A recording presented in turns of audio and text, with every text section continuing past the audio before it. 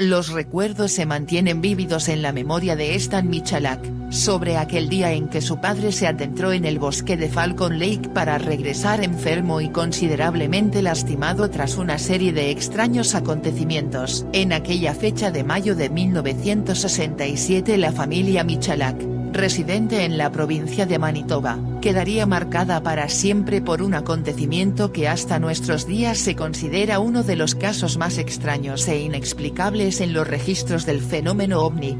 Stan Michalak, que en aquella época no era más que un niño de 9 años, se enfrentó a una situación penosa cuando vio a su padre. Lo recuerdo recostado en la cama. No estaba nada bien. Se veía muy pálido y distante. Habían transcurrido algunas horas de que el hombre fuera internado en el hospital local cuando su pequeño hijo llegó a visitarlo. Un día antes, este hombre enfermo había sido testigo de un extraño fenómeno que sería conocido como el incidente de Falcon Lake. Apenas llegué a la habitación, pude percibir un terrible hedor. El olor se parecía al del aceite de motor quemado y azufre que se queda en la nariz y es difícil soportar. Estaba por toda la habitación, pero era más intenso en mi padre. Intenté acercarme para darle un abrazo, pero aparentemente emanaba de sus poros. Era muy desagradable, relata Stan Michalak en su libro, When They Appeared. Tenía miedo. Mi padre estaba herido y no sabía lo que había pasado. Las personas no me decían nada al respecto. Sin embargo, a medida que los días fueron pasando,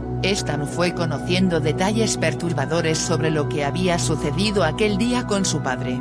De la misma forma que lo hacía el público a través de las intensas publicaciones periodísticas y los reportajes en televisión. El incidente de Falcon Lake recibió una amplia cobertura mediática y sigue siendo tema de debate hasta nuestros días. El señor Stefan Michalak, mecánico industrial y geólogo amateur, había migrado de Polonia a esta región de Canadá donde disfrutaba de explorar los bosques en las inmediaciones de Falcon Lake. Su pasatiempo favorito era la caminata, en ocasiones solía practicarlo con otras personas pero generalmente iba solo. Guiado por nada más que sus instintos, Stefan tomaba un saco de dormir, una tienda de campaña, una mochila y se adentraba en el bosque. Acampar en densos bosques se había convertido en una actividad cotidiana para el hombre. Y es que estas expediciones también le permitían satisfacer su gusto por la geología al recolectar cristales de cuarzo y muestras minerales que extraía de las rocas.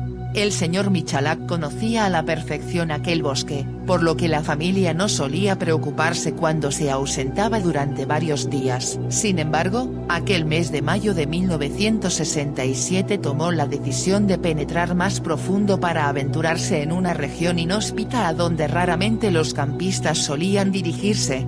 Aquel 20 de mayo, mientras la luz solar se lo permitió, Stefan Michalak caminó por el bosque hasta toparse con un macizo precámbrico relativamente desconocido. A través de un análisis visual de la geología en el lugar y la prospección de algunas muestras, determinó que en el macizo existía una veta de cuarzo.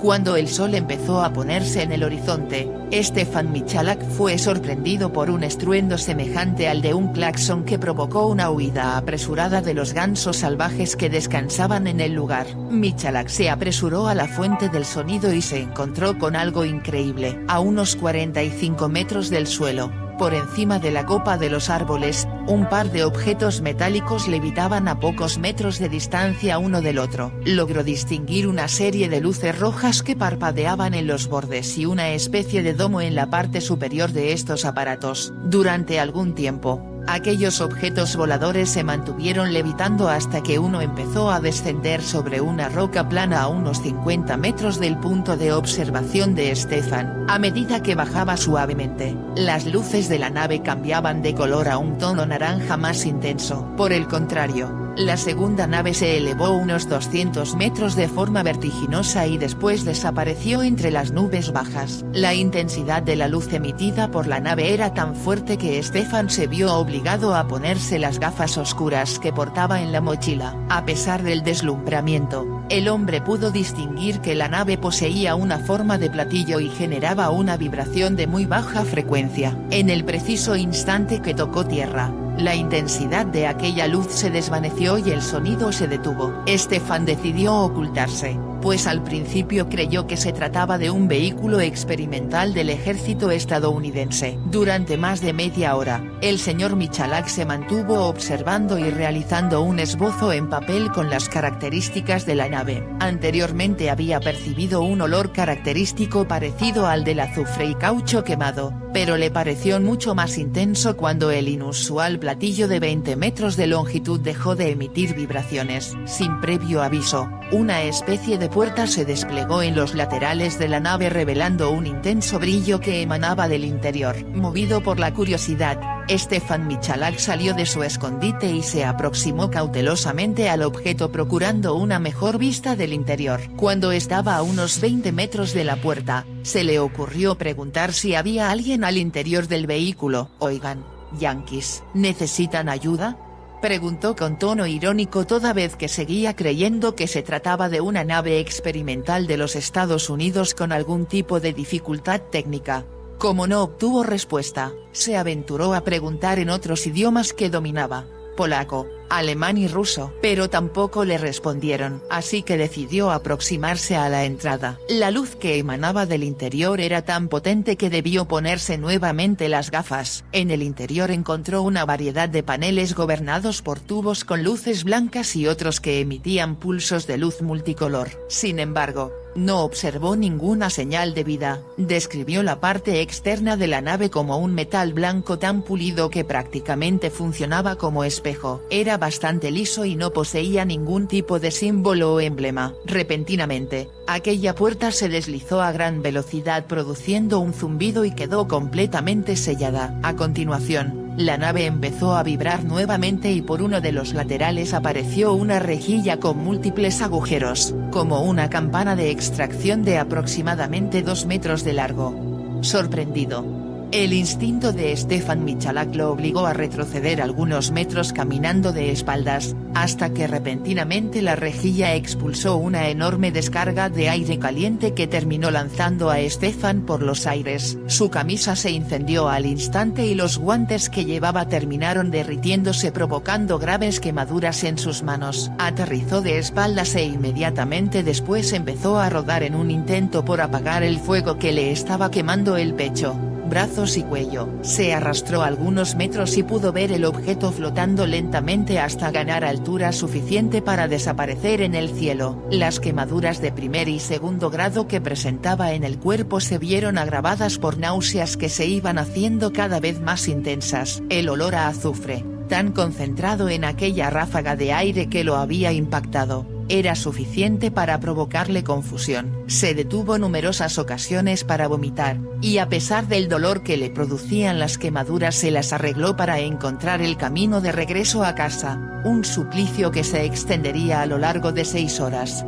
Cuando finalmente llegó a un motel a orilla de carretera, solicitó ayuda y lo llevaron a un hospital en Winnipeg. Cuando el equipo médico lo entrevistó, el señor Michalak relató su extraño encuentro con lujo de detalles. Las graves quemaduras le dejaron un patrón redondo de rejilla sobre el pecho. En las semanas posteriores a su ingreso al hospital atravesó una serie de efectos secundarios extraños como fuertes dolores de cabeza, desmayos, diarrea y una marcada pérdida de peso. Las crisis de cefalea eran tan intensas que llegaba a perder el conocimiento. Al equipo médico le llamó la atención el olor a azufre que emanaba de su ropa y piel chamuscada. Algunos llegaron a sugerir que tal vez fue expuesto a algún tipo de sustancia química desconocida. Durante su estancia en el hospital, la familia de Stefan Michalak asegura que recibió la visita de hombres extraños interesados en recabar información sobre su experiencia.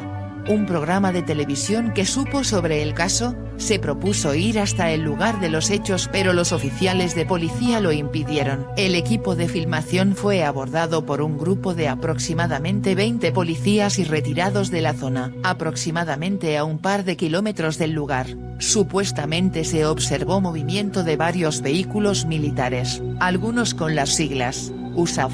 La historia y el tipo de abordaje que realizaba el gobierno terminaron atrayendo la atención pública, por lo que el alguacil de Falcon Lake se vio obligado a dar una declaración oficial donde aseguraba que la zona se encontraba cerrada debido a que las autoridades buscaban pistas sobre los hechos.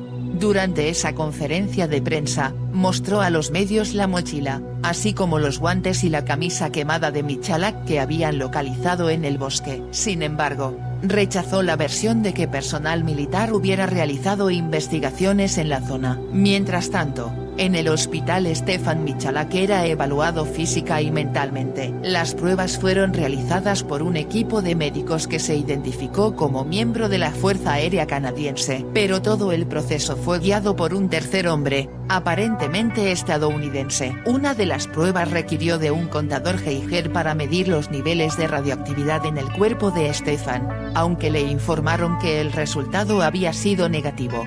Tras todo el revuelo generado por la historia, el sitio de los acontecimientos recibió la visita de miles de curiosos y periodistas. En el lugar descubrieron marcas de quemaduras por altas temperaturas sobre una gran piedra plana. La marca de forma circular tenía un diámetro aproximado de 6 metros y resultó con elevados niveles de radiación. Diversas muestras del suelo circundante fueron recolectadas por los curiosos y también presentaron niveles elevados de radioactividad. Para ese entonces, el incidente en Falcon Lake se había convertido en un fenómeno mediático que atrajo a toda clase de entusiastas del fenómeno ovni, con grupos enormes arribando a la localidad. Muchos se atrevían a asegurar que el incidente era el caso más notable de contacto extraterrestre desde el evento Roswell. Cuando se supo de la presencia de radiación en el lugar, la Comisión Nuclear de Canadá emitió una prohibición de acceso a la zona. El reporte de esta comisión indicaba que las muestras de suelo recolectadas en el lugar presentaban una radiación 100 veces superior a las de otras muestras en el bosque.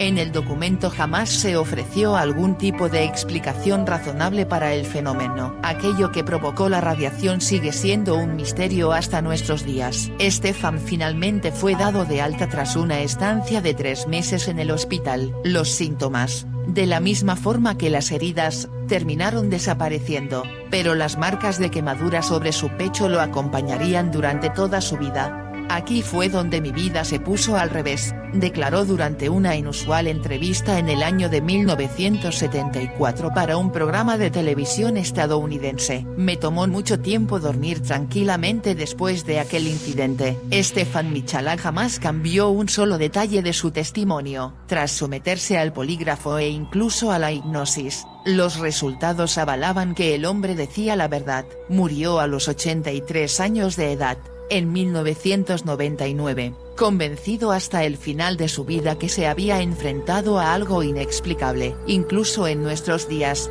las muestras de suelo en la zona siguen mostrando altos niveles de radiación y la vegetación en torno a aquella marca circular jamás volvió a crecer. Los que llegaron a conocer a Stefan Michalak lo describían como un hombre serio y decente, una persona que nunca inventaría una historia de esta clase. De hecho, a lo largo de toda su vida fueron muy pocas las entrevistas que concedió sobre su experiencia y jamás buscó promoverse. El incidente en Falcon Lake figura como el caso ovni más documentado en la historia de Canadá, y aunque no ofreció explicación, el gobierno canadiense terminó por admitir que el incidente sucedió y fue investigado.